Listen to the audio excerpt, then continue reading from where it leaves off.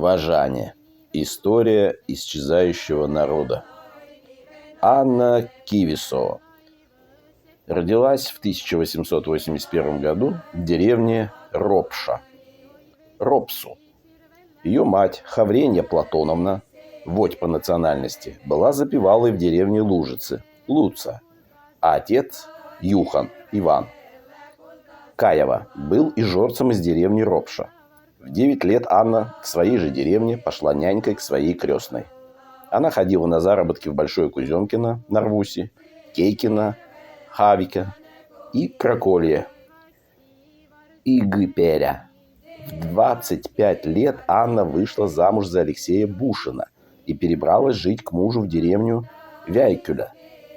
В 1920-е годы в процессе эстонизации имен они поменяли свою фамилию на Кивисо. Вяйкюля Анну Кивисо считали талантливой певицей. Она пела на свадьбах, а песням научилась в Ропше и Краколе от своей матери и старших сестер. В Вяйкюле она ничему новому не научилась. Там пели на русском языке. Как она сама говорила, здесь все смотрели, открыв рты, как я исполняла песни из Ропши.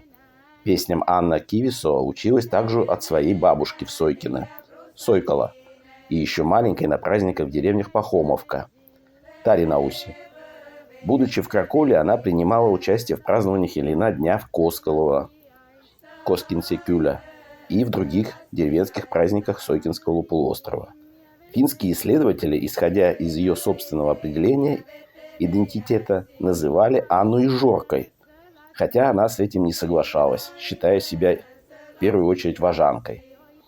Со слов исследователя, она была одной из лучших певиц и сказительниц эстонской Ингерманландии 1920-30-х годов.